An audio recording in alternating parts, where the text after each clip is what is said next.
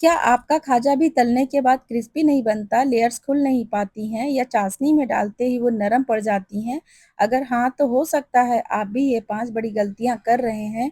आज मैं आपको एक-एक गलती दिखाऊँगी और उसका सही तरीका भी बताऊँगी, ताकि आपका खाजा पहली बार में ही हलवाई जैसा क्रिस्पी, फ्लेकी और परफेक्ट लेयर के साथ बन कर के तैयार हो।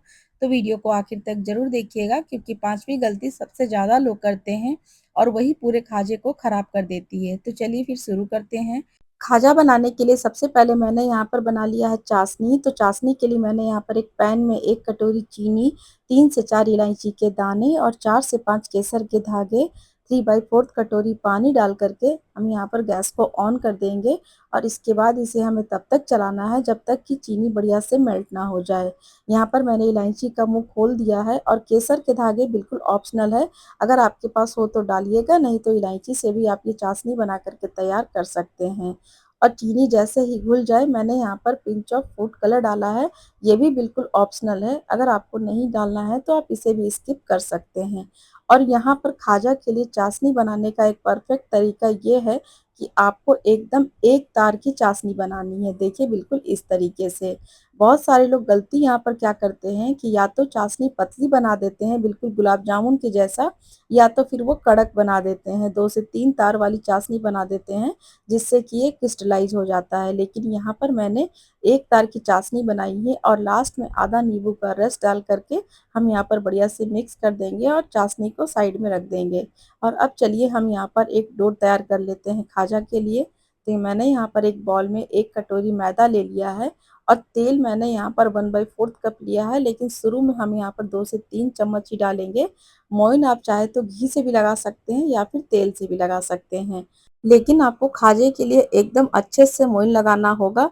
मैदा के एक-एक कण में घी अच्छे से मिक्स हो जाना चाहिए, बिल्कुल इस तरीके से देखिए।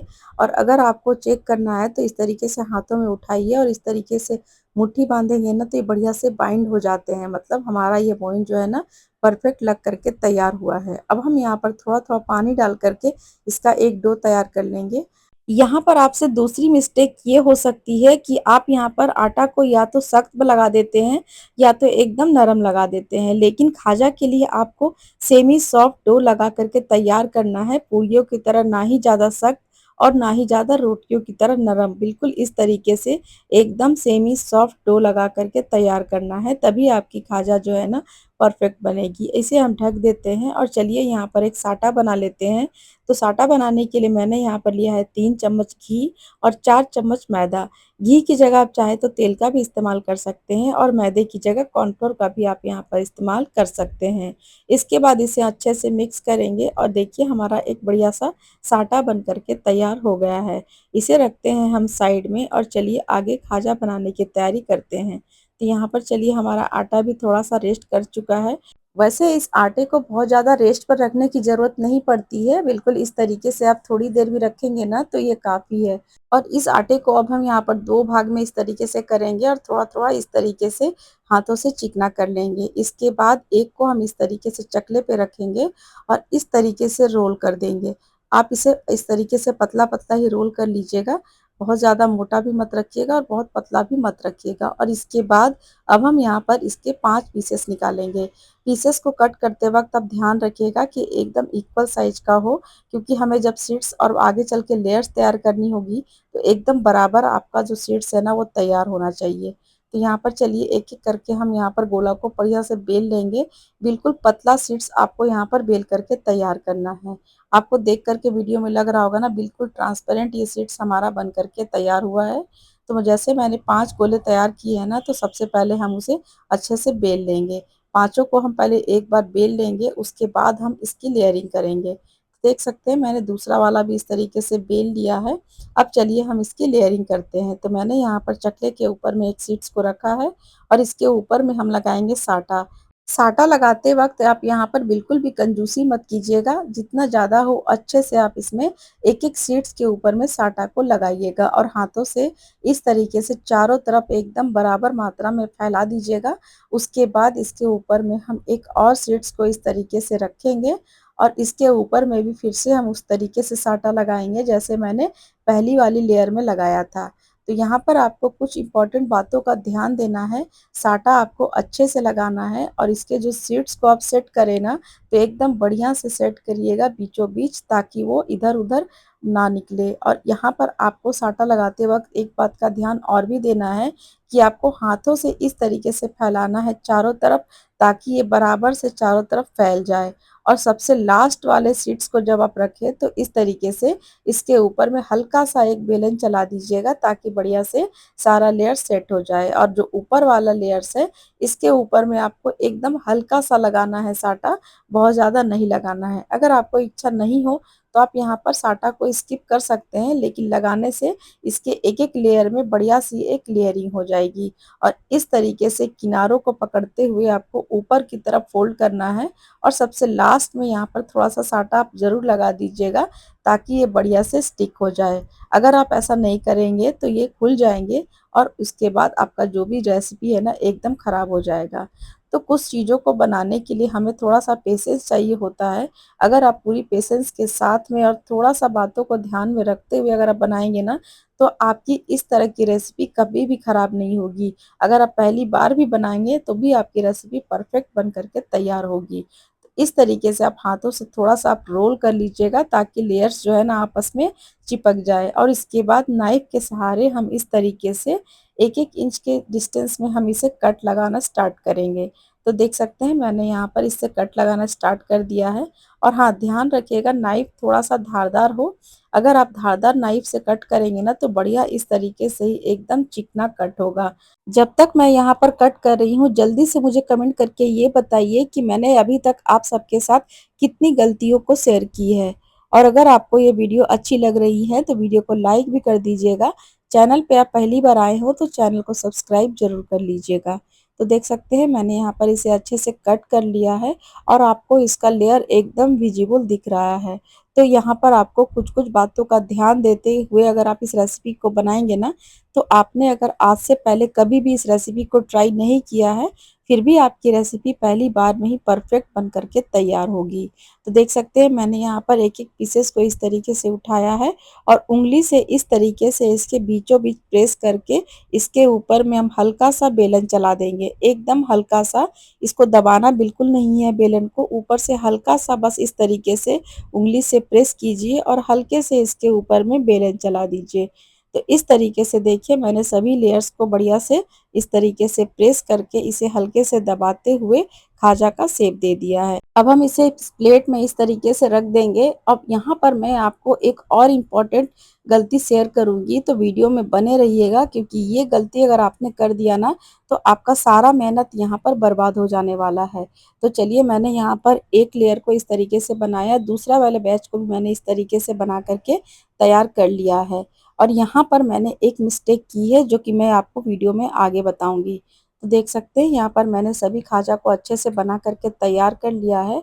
अब यहाँ पर आपको एक चीज़ और ध्यान देने की ज़रूरत है कि जब भी आप खाजा को इस तरीके से फ्राई करें तो तेल को एकदम से गरम नहीं करना है, एकदम हल्का गरम करना है। बिल्कुल इस तरीके से जब आप डालें तो छोटे-छोटे बबल्स आपको दिखने चाहिए। जैसे हम समोसा फ्राई करते हैं ना, उस तरीके से ही आपको उतना ही टेम्परेचर पे इसे फ्राई करना है। तो यहाँ पर देखिए मैंने हल्के तेल में इस तरीके से डाल दिया है, लेकिन एक मिस्टेक मैंने यहाँ पर किया है जो कि मैं आपको आगे बताऊँगी।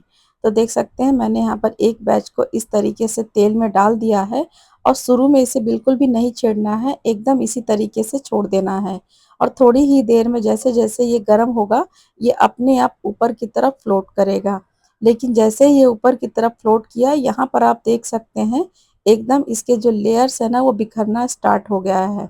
ये मिस्टेक यहाँ पर इसलिए हुआ क्योंकि मैंने यहाँ पर खाजा को शेप देने के बाद इसे रेस्ट पर नहीं रखा। अगर आप खाजा को बनाने के बाद इसे 10 से 15 मिनट या फिर आधा घंटे का रेस्ट नहीं देंगे, तो ये तेल में डालने के बाद इसी तरीके से लेयर्स जो है ना इसकी खुल जाएगी। तो यहाँ पर आपको इसका ध्यान देना है। जब भी आप खाजा का शेप बनाएँ तो उसे आधा घंटा के लिए या कम से कम 15 से 20 मिनट के लिए रेस्ट पर ज़रूर छोड़ दें, ताकि सभी लेयर्स जो है ना बढ़िया से सेट हो जाए।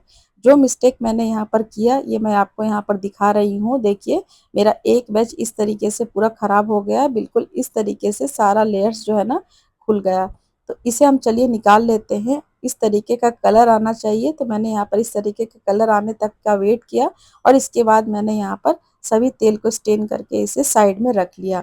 अब दूसरा वाला मैंने थोड़ी देर के लिए रेस्ट पर रखा है और उसके बाद अब हम यहाँ पर फ्राई करेंगे। तो यहाँ पर एकदम हल्के गरम तेल में देखिए मैंने इस तरीके से एक बैच को डाल दिया है और शुरू में इसे पहले की तरह बिल्कुल भी नहीं छेड़ेंगे, बस इसे हल्का फ्लोट होने तक का वेट करेंगे और थोड़ी ही देर में देखिए इस तरीके से ये फ्लोट होने लगेगा। और इस बार देखिए लेयर्स बिल्कुल भी नहीं खुले हैं। क्यों? क्योंकि मैंने इसे 15 से 20 मिनट का रेस्ट दे दिया है। लेयर्स आपस में बढ़िया सेट हो गए हैं। तो देखा आपने, छोटी-छोटी गलतियाँ ही हमारी रेसिपी को ख़राब कर देती हैं। लेकिन अगर आप छोटी-छोटी बातों का ध्यान देंगे और बढ़िया से इसे बनाएँगे ना, तो अगर आप पहली बार भी बना रहे हों इस तरह की मिठाई, तो आपकी पहली बार में ही हलवाई जैसी परफ़ेक्ट बन कर के तैयार होगी। इसे हम स्पून से या फिर फ़ोर्क से उलटते-पलटते हुए बढ़िया क्रिस्पी गोल्डन कलर होने तक के लिए इसे फ्राई कर लेना है। बहुत ज़्यादा डार्क कलर भी नहीं देना है, लेकिन इस तरह का कलर तो ज़रूर आना चाहिए खाजे में। और यहाँ पर आप देख सकते हैं कितना बढ़िया लेयर निकला है और खाजा अपना स्ट्रक्चर और अपना शेप बिल्कुल पकड़ करके रखा है। तो बिल्कुल इस तरीके का ही शेप चाहिए हमें खाजा के लिए। और यहाँ पर आप एक और मिस्टेक कर सकते हैं कि आप इसे गरम-गरम ही चाशनी में डाल देते हैं। अगर आप गरम-गरम चाशनी में इस तरीके से डालेंगे तो खाजा जो है ना वो एकदम नरम पड़ जाएगा और अगर ठंडी चाशनी में डालेंगे तो खाजा में चाशनी एब्ज़ॉर्ब बिल्कुल भी नहीं होगा। तो यहाँ पर आपको खाजा के लिए गुनगुना चाशनी चाहिए और खाजा एकदम मीडियम गरम होना चाहिए, ना ज़्यादा गरम और ना ही ज़्यादा ठंडा। तो इस तरीके से एकदम मीडियम गरम और गुनगुने चाशनी में डाल करके हम इसके ऊपर में थोड़ा-सा चाशनी को इस तरीके से डाल देंगे और इसे 1 से 2 मिनट के लिए बिल्कुल इस तरीके से छोड़ देंगे। 1 से 2 मिनट के बाद जब इसे हम चेक करेंगे तो देखिए चाशनी अच्छे से एब्ज़ॉर्ब हो गए हैं, लेकिन हम इसे दूसरी तरफ भी पलट देंगे। यहाँ पर मैंने एक-एक करके सभी खाजा को दूसरी तरफ भी पलट दिया है और इसे हमें अब बहुत ज़्यादा देर के लिए नहीं रखना है। मात्र 30 सेकंड के लिए आप इसे रखिए और उसके बाद आप इसे निकाल लीजिए। एकदम क्रिस्पी और एकदम फ्लेकी लेयर के साथ आपका ये खाजा बन कर के तैयार होगा। तो देख सकते हैं कितना बढ़िया कलर आया है और इसका लेयर आपको एकदम क्लियर दिख रहा है। तो इस तरीके से आप कुछ बातों का ध्यान रखते हुए अगर आप खाजा बनाएँगे ना, तो अगर आपने खाजा पहले कभी नहीं भी बनाया हो, तो भी आपकी खाजा जो है ना पहली बार में ही परफेक्ट बन कर के तैयार होगी। तो देख सकते हैं मैंने यहाँ पर निकाल दिया है एक प्लेट में और इस तरीके से आप भी निकाल कर के चाशनी से बाहर प्लेट में ज़रूर रख लीजिएगा। तभी जो है ना आपका खाजा एकदम क्रिस्पी क्रंची बन कर के तैयार होंगे। तो फ्रेंड्स, मेरी आज की ये रेसिपी आप सबको कैसी लगी और मैंने इस वीडियो में कोशिश की है कि आपसे वो सारी गलती शेयर करूँ और किस तरीके से आप इस खाजा को परफेक्ट बना सकते हैं, ये सारी बातें मैंने इस वीडियो में शेयर की हैं। अगर आपको मेरी आज की ये वीडियो पसंद आई हो तो वीडियो को लाइक ज़रूर कर दीजिएगा। अपने फ्रेंड्स एंड फैमिली के साथ शेयर करके चैनल को सब्सक्राइब ज़रूर कर दीजिएगा। मिलती हूँ नेक्स्ट वीडियो में एक नई रेसिपी के साथ। तब तक के लिए thanks for watching. Take care and bye bye.